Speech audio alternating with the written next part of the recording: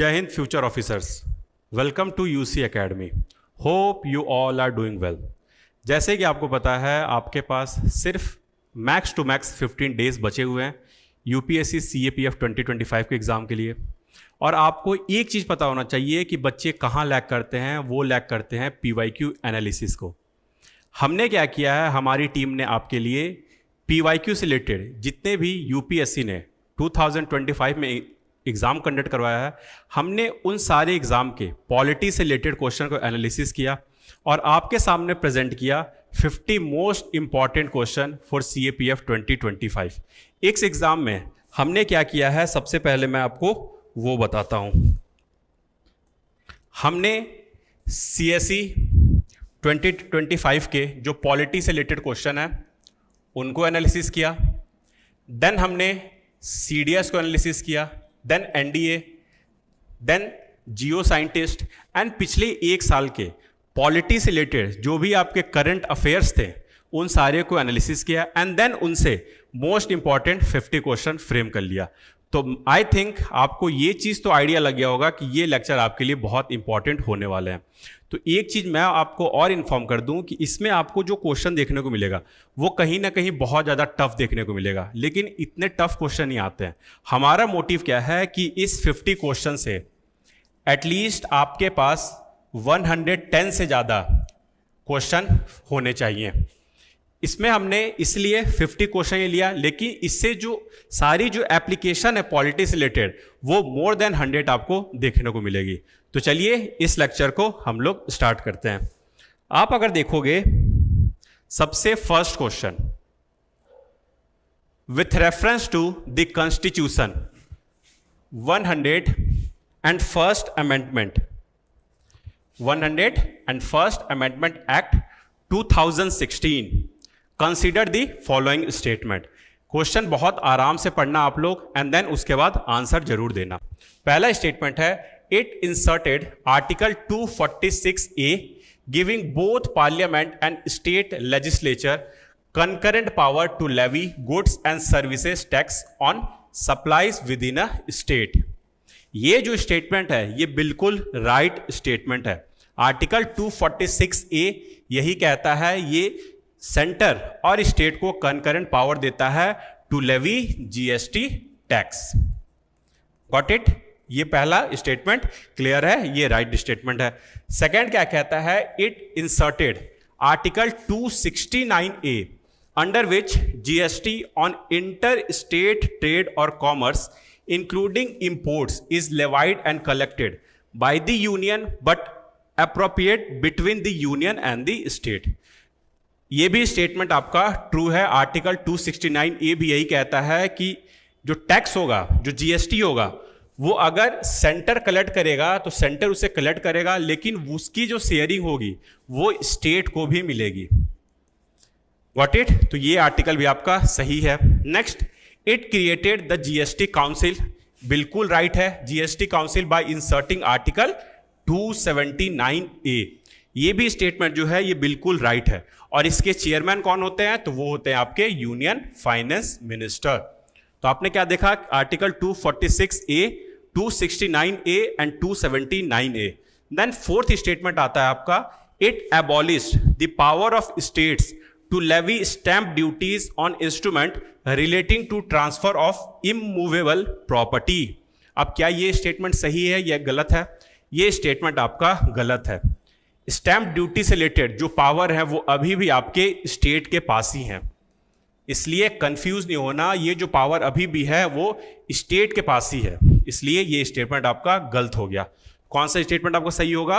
Option B 1, 2 and 3। तो ऐसे ही question सारे हमारे फ्रेम्ड हैं। अब अगर आप देखोगे तो देखो इसकी सॉल्यूशन भी आपको इसी पेज में, इसी पीडीएफ के अंदर मिल जाएगी। और ये पीडीएफ जो है वो आपको हमारी Telegram channel at UC academy पे अवेलेबल है। ये हमारी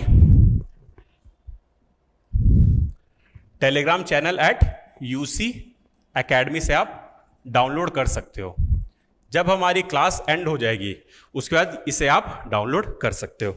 नेक्स्ट अब हम लोग अपने सेकंड क्वेश्चन पे चलते हैं। सेकंड क्वेश्चन आप देख लो, ये क्वेश्चन है आपका सीवीसी से रिलेटेड। सेंट्रल विजिलेंस कमीशन से रिलेटेड। अब ये क्वेश्चन क्या कहता है वो देख लो आप।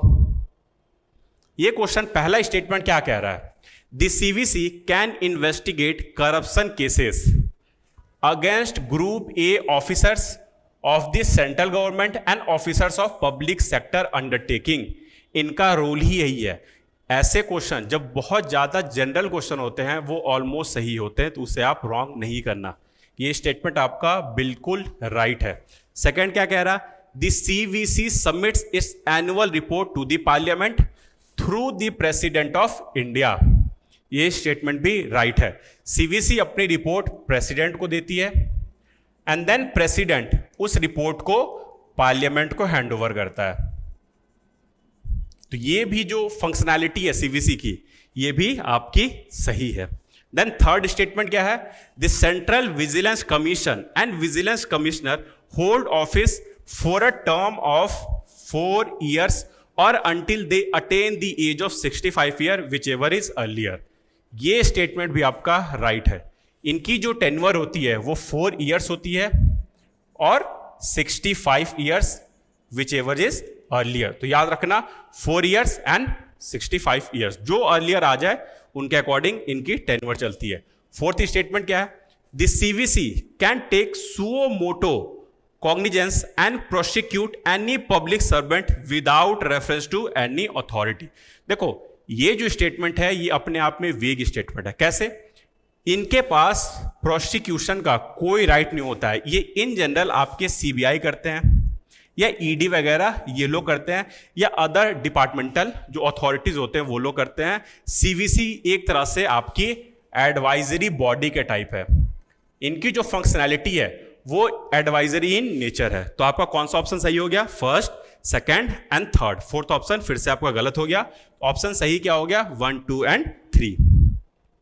नेक्स्ट हम लोग चलते हैं। देखो इनकी भी आपकी पूरी आपकी एक्सप्लेनेशन इस पीडीएफ में अवेलेबल है।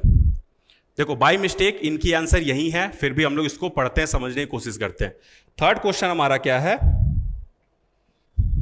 Which of the following best describe the present day role of NITI Aayog. अब नीति आयोग ने क्या किया है, नीति आयोग ने आपकी जो प्लानिंग कमीशन था उसे इन्होंने रिप्लेस कर दिया है। 2015 में नीति आयोग ने प्लानिंग कमीशन को रिप्लेस कर दिया। उससे रिलेटेड भी आप क्वेश्चन दे सकते हो क्योंकि ये हर साल न्यूज में रहते हैं। पहला क्या है, पहला statement, it is the sole body responsible for financial transfer to state and union territory.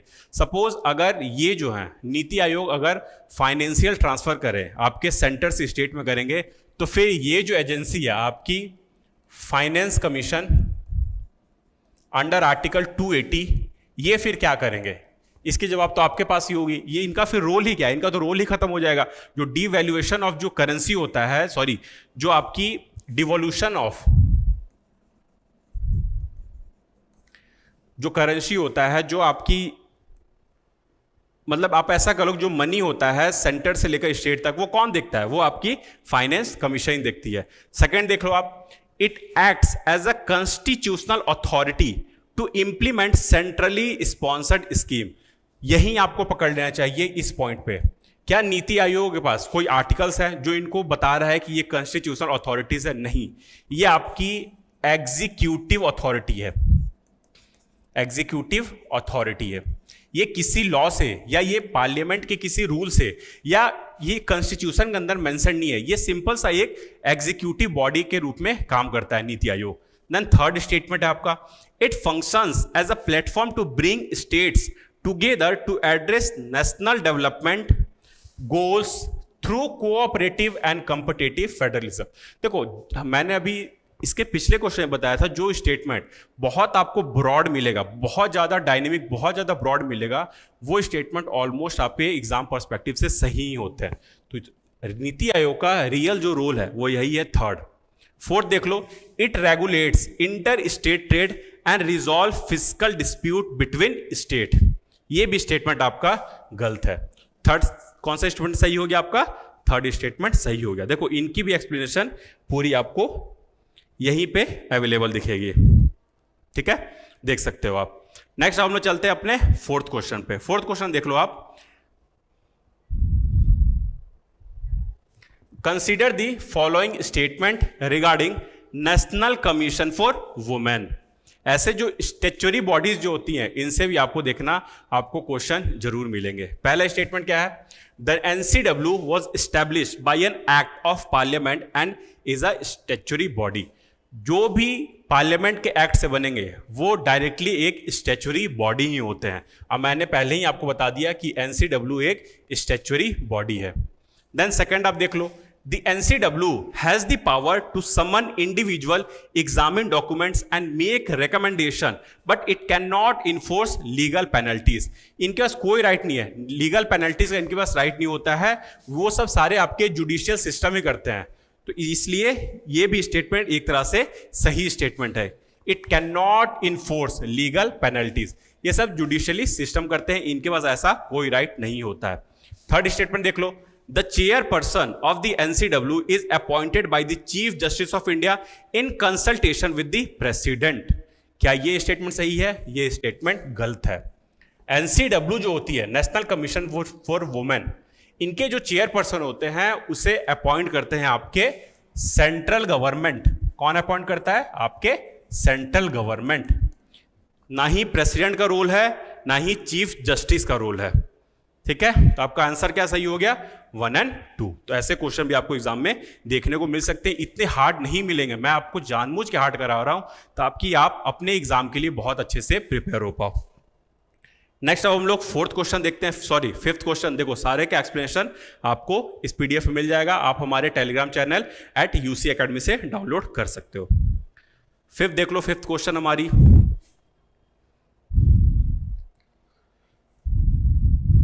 With reference to 8th schedule. अब क्या बात हो रहा है? 8th शेड्यूल से related of the Indian constitution, consider the following statement. देख लो आप, the 8th schedule originally content 14 language. बहुत इजी स्टेटमेंट है, बहुत ही ज्यादा इजी स्टेटमेंट है, बिल्कुल सही है। ओरिजिनली जब कॉन्स्टिट्यूशन फ्रेम हुआ था उस समय 8th शेड्यूल के अंदर 14 लैंग्वेज ही थे। सेकंड, मैथिली, बोडो, डोगरी एंड संथाली, ये जो भी लैंग्वेज है was were the last set of language added through a constitutional amendment. ये स्टेटमेंट भी आपका बिल्कुल राइट है, ये जो स्टेटमेंट है ये आपका बिल्कुल राइट है। Then third, inclusion in the 8th schedule allows a language to be used in the UPSC services examination. क्या ये स्टेटमेंट सही है? बिल्कुल, ये भी स्टेटमेंट आपका सही है। तो आंसर क्या हो गया? Option D. नेक्स्ट, अब इसके आप एक्सप्लेनेशन भी देख सकते हो चाहो तो। देखो, 92nd कॉन्स्टिट्यूशनल अमेंडमेंट एक्ट 2003, इन्होंने बोडो, डोगरी, मैथिली एंड संथाली को ऐड किया था। उसके बाद आपका टोटल 22 लैंग्वेज आपके 8th शेड्यूल के अंदर हो गए थे। इसके पहले आपके 71st कॉन्स्टिट्यूशनल अमेंडमेंट एक्ट था जो आपका 92 का था। इसमें आपके मणिपुर, नेपाली, ये सारे आपके ऐड हुए थे। कौन कौन थे? मणिपुर, नेपाली, फिर और एक और थे आपके कोंकणी। ठीक है, तो इसको भी आप ध्यान रख सकते हो। अब इससे आगे फिर बढ़ते हैं हम लोग, कुछ और बातें करते हैं। 6th क्वेश्चन देख सकते हो आप, consider the following question, consider the following statement regarding the representation of states in the Rajya Sabha. अब किसकी बात हो रही है? राज्यसभा से रिलेटेड बातें हो रही हैं। पहला स्टेटमेंट क्या कह रहा? the allocation of seats to states in the Rajya Sabha is based on the population of the state। क्या ये स्टेटमेंट सही है? बिल्कुल सही है। पॉपुलेशन के अकॉर्डिंग ही सीट्स अलॉट होते हैं राज्यसभा को। ठीक है, फॉर एग्जाम्पल आप देख लो, कोई स्टेट ऐसे होते हैं जिनकी जो राज्यसभा की सीट होती है वो कम होती है, किन्हीं की ज्यादा होती है। ऐसा क्यों होता है? Because of population. यहां पे यूनिफॉर्मिटी नहीं चलता है जो आपके यूएसए के अंदर चलता है। वहां पे हर स्टेट के पास 2 ही सीट होती है, लेकिन इंडिया में ऐसा कुछ नहीं होता है। सेकेंड स्टेटमेंट क्या है? Uttar Pradesh has highest number of seats in the Rajya Sabha among all states. ये स्टेटमेंट बिल्कुल सही है, उत्तर प्रदेश के पास सबसे ज्यादा राज्यसभा मेंबर्स होते हैं। Third, the total strength of the Rajya Sabha is fixed at 250 member by the Constitution of India। ये भी स्टेटमेंट सही है, बहुत ही इजी क्वेश्चन था ये एक तरह से। लेकिन ऐसे क्वेश्चन आपको एग्जाम में देखने को मिल जाते हैं। सही कौन सा होगा आपका? Option D 1, 2 and 3। अब इसके भी आप चाहो तो एक्सप्लेनेशन देख सकते हो। The allocation of Rajya Sabha seats to state is not equal, जो मैंने आपको बताया था, ये पॉपुलेशन के प्रोपोर्शन के रिस्पेक्ट में होते हैं। वहीं उत्तर प्रदेश का देख लो, highest number of Rajya Sabha seat कितने हैं? 31। वहीं आप देख लो 250 जो है वो मैक्सिमम स्ट्रेंथ है आपका राज्यसभा का, जिसमें से 238 जो है वो स्टेट्स और यूनियन टेरिटरी से आते हैं, एंड जो आपके 12 है वो आपके प्रेसिडेंट के द्वारा नॉमिनेट होकर आते हैं डिफरेंट फील्ड से। नेक्स्ट अब देख लो आप, नेक्स्ट जो हमारा क्वेश्चन है 7th नंबर। अब ये 7th नंबर क्वेश्चन क्यों इंपॉर्टेंट है? क्योंकि आपको ही पता है अभी हमारी इंडस वाटर ट्रीटीज को लेके कुछ इश्यूज चल रहा है। इसे भी ऐसे भी क्वेश्चन आपके एग्जाम के लिए फ्रेम हो सकते हैं। हमने सारे डायमेंशन को कवर किया है, एनडीए के एग्जाम, सीडीएस के एग्जाम, जितने भी आपके सीएससी के एग्जाम थे, जियो साइंटिस्ट के एग्जाम थे, करंट अफेयर थे, सारे को कवर करके ये 50 मोस्ट इंपॉर्टेंट क्वेश्चन आपके लिए फ्रेम किया गया है। पहला स्टेटमेंट क्या है? The treaty was signed during the tenure of prime minister Jawaharlal Nehru, ये सही है, एंड पाकिस्तान प्रेसिडेंट तैयूब खान, ये स्टेटमेंट बिल्कुल राइट है, तो इसको ध्यान रखना। Second, the eastern river under the treaty originate entirely with in Indian territory, तो ये स्टेटमेंट भी आपका सही है। जो वेस्टर्न साइड का रिवर है, जो आपका झेलम है, चेनाब है, इंडस है, उसे पाकिस्तान को दिया गया, एंड रावी, बयास एंड सतलज, उनकी जो वाटर है वो कौन यूज करेगा? आपके इंडियन करेंगे। थर्ड स्टेटमेंट क्या है? India is legally obligated to share specific volume of water from the eastern river with Pakistan annually. देखने में स्टेटमेंट बहुत वेग है, क्यों देंगे हम लोग अपने जो वाटर है, जो हमारी ईस्टर्न साइड की वाटर है, उसे हम लोग क्यों देंगे? तो ये स्टेटमेंट रॉन्ग है। तो सही स्टेटमेंट क्या हो गया आपका? 1 और 2। तो ऐसे भी क्वेश्चन आप एग्जाम पर्सपेक्टिव से देख सकते हो। देखो इनकी भी सारी यहां पे डिटेल दी हुई है। नेक्स्ट देख लो अब 8th क्वेश्चन। अब 8th क्वेश्चन क्या कह रहा है? With reference to the constitution of India, ध्यान रखना, कॉन्स्टिट्यूशन ऑफ इंडिया की बात कह रहा है। देखो कभी कभी क्या होता है ना, आपको स्टेटमेंट में ऐसे देखने को मिल जाएंगे कि कॉन्स्टिट्यूशन के अंदर एक्सप्लिसिटली ये टर्म मेंशन्ड है, वैसे स्टेटमेंट इन जनरल गलत होते हैं। देखो बहुत ज्यादा आपको अगर कहीं पे एक्सट्रीम वर्ड दिख जाए कि उसकी पॉसिबिलिटीज आपको हो ही नहीं सकती है, जैसे ऑल टुगेदर, सारे के सारे, ऐसे स्टेटमेंट जब देखने को मिलते हैं तो वो स्टेटमेंट इन जनरल गलत होते हैं। वैसे ही कॉन्स्टिट्यूशन के अंदर आपके सारे वर्ड्स मेंशन नहीं हैं इन जनरल, बस उनके बारे में डिटेल दिया हुआ है, लेकिन बहुत एक्सप्लिसिट वे में सारे आपके मेंशन नहीं होते हैं। पहला टर्म क्या कह रहा है वो देख लो आप, किसके बारे में पूछ रहा? कॉन्स्टिट्यूशन ऑफ इंडिया से related. The right to education is a fundamental right under part 3 of the constitution. क्या ये बात सही है? बिल्कुल सही है। कौन बताता है ये? आर्टिकल 21A, इसको आप नोट डाउन कर सकते हो। सेकंड देख लो आप, आर्टिकल 45 किसके अंदर आएगा? ये आपका डीपीएसपी के अंदर आएगा, directive principle of state policy के अंदर आएगा। Of the directive principle was amended to mandate early childhood care and education for children below 6 year of age. ये दो जगह भी देख रहे हो आप, ये सब ऐड किससे हुए थे? ये सब आपके 86th कॉन्स्टिट्यूशनल अमेंडमेंट एक्ट 2002 के हेल्प से ऐड हुए थे। इन्होंने आपके फंडामेंटल राइट में भी चेंजेस लाए, आपके डीपीएसपी में भी चेंजेस लाए, साथ ही साथ आर्टिकल 51A जो आपका फंडामेंटल ड्यूटीज के बारे में बताता है, इनके अंदर भी जो आपके 11th ड्यूटीज थे उनको भी कौन ऐड किया? तो आपके 86th कॉन्स्टिट्यूशनल अमेंडमेंट एक्ट ने ही ऐड किया था।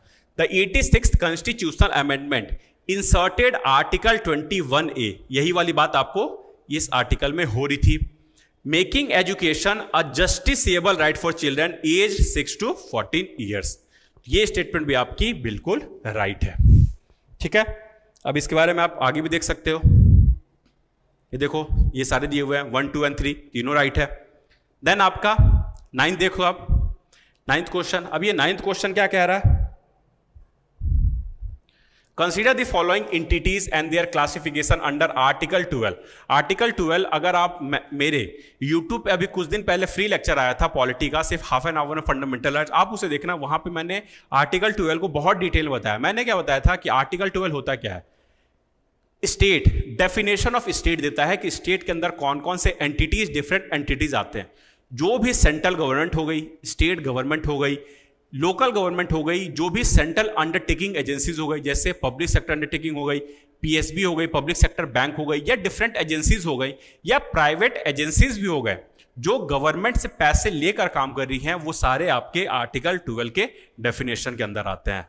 पहला ऑप्शन क्या है, फर्स्ट, वो आप देख लो। सबसे पहला क्या है, life insurance corporation of India, बिल्कुल होगा, ये स्टेट के डेफिनेशन के अंदर होगा। Second, Indian institute of technology, बिल्कुल ये भी है आपके। Second, third, election commission of India, definitely constitutional body है under article 324। And fourth, supreme court of India in its judicial capacity, mention है, देखो डायरेक्टली मेंशन है, इन इट्स जुडिशियल कैपेसिटी। इस समय ये आपके आर्टिकल 12 के डेफिनेशन के अंदर नहीं आएंगे, तो आंसर क्या हो गया, 1, 2 एंड 3। लेकिन जब Supreme Court as a administrative perspective काम करता है तो आर्टिकल 12 के डेफिनेशन के अंदर आता है। इस पॉइंट को भी आप नोट डाउन कर सकते हो। देख लो, supreme court is not considered a state when acting in its judicial capacity, it is considered so only in administrative function. इसको आप नोट डाउन कर सकते हो। चलिए इस लेक्चर के हम लोग लास्ट क्वेश्चन को देखते हैं। हम लोग टोटल 50 क्वेश्चन को 5 पार्ट में डिवाइड किए हैं, ये हमारा पहला सेगमेंट है। देन इसके बाद दूसरा सेगमेंट भी आएगा, तो आप जरूर सारे वीडियोस को जरूर देखना। Consider the following statement with respect to parliamentary privilege under the Indian constitution. पहला स्टेटमेंट क्या कह रहा है, the constitution of India does not define the privilege of parliament but empower the legislature to define them by law। बिल्कुल right है, मैंने अभी थोड़ी देर पहले ये बताया था कि कॉन्स्टिट्यूशन के अंदर सारे चीज मेंशन नहीं होते हैं, वही ये कह भी रहा है, not define the privilege of parliament. लेकिन इन्होंने पार्लियामेंट को राइट भी दे दिया है कि आप इसके ऊपर लॉ बना सकते हो, इसलिए दैट्स वाई ये आर्टिकल बिल्कुल सही है। ये जो पहला पॉइंट है ये बिल्कुल सही है। Second, in the absence of any law the privilege of Indian parliamentary are deemed to be the same as those of the British House of Commons as of 26 January 1950। Fact है, ध्यान रखना, ये भी स्टेटमेंट आपकी सही है। Third, any law made by parliament to define its privilege is subject to judicial review and must conform to part 3 of the constitution under article 13। ये statement क्या है, बिल्कुल सही है। कोई भी चीज आप जुडिशियल रिव्यू जब बात आएगी, आप अपने दिमाग को बिल्कुल ब्रॉड कर लेना। कोई भी चीज, सारे जितने भी लॉज फॉर्मुलेट होंगे, वो आप लेजिस्लेचर हो, एग्जीक्यूटिव हो, सारे के सारे आपके जुडिशियल रिव्यू के अंदर आएंगे। फोर्थ है, the immunity under article 105 extend to made by members of parliament even outside the house if related to legislative member. बिल्कुल गलत है।